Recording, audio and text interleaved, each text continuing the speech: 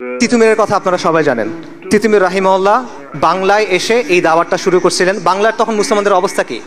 মুসলমানরা তখন ধুতি পরে, মুসলমানদের নাম হিন্দুদের মতো, মুসলমানদের নামের শুরুতে শ্রী যোগ করে, পূজার জন্য মুসলমানদের কর দিতে হয়, মসজিদ বানাতে হলে হিন্দুদেরকে কর দিতে হয়, এরকম একটা অবস্থা। এবং মুসলমানরা হিন্দুদের অনুকরণ করতেছে সব কিছুর মধ্যে। এই অবস্থায় তিতুমীর রাহিমাহুল্লাহ এসে কোরআন সুন্নাহর দাওয়াত দিলেন, কুফর শিরক বিদআত ফাহিশার বিরুদ্ধে দাওয়াত দিলেন। এবং তিনি মুসলিমদের বললেন যে তোমাদের নাম এরকম হইতে হবে, তোমরা ধুতি বন্ধ করে এই পড়ো, লুঙ্গি পড়ো। এই বিষয়গুলো তারা তখন করলেন এবং তার চারপাশে বিরাট একটা জামাত তৈরি হয়ে গেল। এবং যখন জামাত তৈরি হয়ে গেল তখন এই হিন্দু জমিদাররা তার বিরোধিতা করলো, তাদের বিরুদ্ধে অ্যাটাক করা শুরু করলো। এবং তখন নারিকেল বাড়িয়াতে একটা বিরাট মসজিদ ছিল, সেইখানে তারা একটা কেল্লা তৈরি করলো যেটার নাম হলো বাঁশের কেল্লা। এবং খণ্ড খণ্ড যুদ্ধ হলো, যেখানে তারা ইংরেজ আর্মিকেও পরাজিত করলো।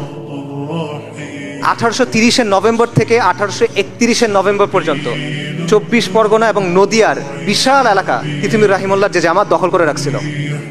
এবং তিনি সেখানে ইসলামী শাসন কায়েম করছিলেন। তিনি নিজেকে বাদশা ঘোষণা করছিলেন এখানে। এবং ওখানে কাজী ছিল, ওখানে ইসলামী শরিয়া অনুযায়ী আদালত ছিল, বিচার হইত। পরবর্তীতে 1831 সালে 19 নভেম্বর বাঁশের কেল্লায় ইংরেজদের বিশাল বাহিনী আসলো। ফজরের পর আক্রমণ হলো। তিতুমীর রাহিমাহুল্লাহ তার সন্তান সহ তার জামাত সহ শহীদ হয়ে গেলেন। তার বাহিনীর সেনাপতি ছিল গোলাম মাসুম, তার ভাগ্নে। তাকে ইংরেজরা বলল যে তুমি মাফ চাও, ক্ষমা চাও, তোমাকে ছেড়ে দিব। উনি বলেন আমরা ফিরিঙ্গি কাফেরদের কাছে মাফ চাইবো না। তখন ওনাকে ওইখানে ফাঁসি দেওয়া হলো। এবং তখন ইংরেজ বাহিনীর এক মেজর বলতেছিল যে আমরা আজকে জিতছি, কিন্তু আজকে যারা প্রাণ দিছে সে তার নিজের ধর্মের জন্য যুদ্ধ করছে এবং সে তার দেশের জন্য যুদ্ধ করছে এবং তারা মহাপুরুষ। ইংরেজরা এটা বলতেছে। এটা হলো আমাদের আজাদির আন্দোলনের ধারা, এটা হলো আপনার পূর্বপুরুষ। ভাই, আমি একটা বিষয়ে অনেক সময় চিন্তা করি, সেটা হলো নারিকেল বাড়িয়ায় বাঁশের কেল্লার যে শেষ লড়াইটা হয়েছিল, এটা হয়েছিল ফজরের পর, ফজরের নামাজের পর। কিন্তু রাতেই ফিরিঙ্গিরা বাঁশের কেল্লা ঘিরে ফেলছিল। আমি যেটা চিন্তা করি সেটা হলো এই লড়াইটার আগে তিতুমীর রাহিমাহুল্লাহ কি চিন্তা করতেছিলেন? তিনি তো বুঝে ফেলছেন যে লড়াই করতে হবে, শাহাদাতের সংকল্প করে ফেলছেন। তখন উনি কি চিন্তা করতেছিলেন? ফজরের নামাজে দাঁড়ানোর আগে উনি কি চিন্তা করতেছেন? এটা আমার প্রায় মনে হয় শাহাদাতের কথা যেহেতু আসছে, ডেফিনেটলি উনি আল্লাহর কথা চিন্তা করছেন, আল্লাহর দিদারের কথা চিন্তা করছেন, আখিরাতের কথা চিন্তা করছেন, কবরের সওয়াল জবাবের কথা চিন্তা করছেন, হাউজে কাউসারের কথা চিন্তা করছেন, নিশ্চিতভাবে অবশ্যই।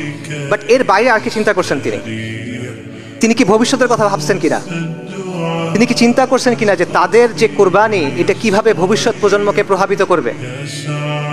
তিনি কি এটা ভাবছেন কিনা যে তারা যে রক্ত দিচ্ছেন, তারা রক্ত দিবেন, কিন্তু এই রক্তের স্রোত শতাব্দী থেকে শতাব্দীতে প্রভাবিত হবে। এই রক্তের স্রোত, এই রক্তের ঋণ প্রজন্ম থেকে প্রজন্মান্তরে থেকে যাবে, এটা উনি ভাবছিলেন কিনা? আমাদের শরীরে এই রক্ত, আপনি এই রক্তের উত্তরাধিকারী এবং এই রক্তের ঋণ আমাদের শোধ করতে হবে।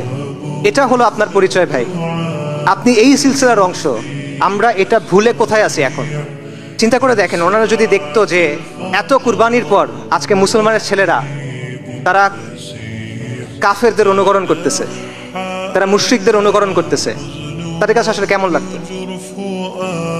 চিন্তা করে দেখেন যে তারা যদি দেখতে, ওদের কথা বাদ দেন, যারা দিনের কথা বলে, যারা দিনকে বিজয়ী করার স্বপ্ন দেখে, তাদের আচার আচরণের মধ্যে নবী সাল্লাল্লাহু আলাইহি ওয়াসাল্লামের সুন্নাত নাই, তাদের আদব আখলাকের মধ্যে নবী সাল্লাল্লাহু আলাইহি ওয়াসাল্লামের সুন্নাত নাই, দিনের জন্য সিরিয়াসনেস নাই, খালি জজবা আছে, সাময়িক উত্তেজনা আছে। এটা যদি তারা দেখতেন, তাদের কাছে কেমন লাগতো?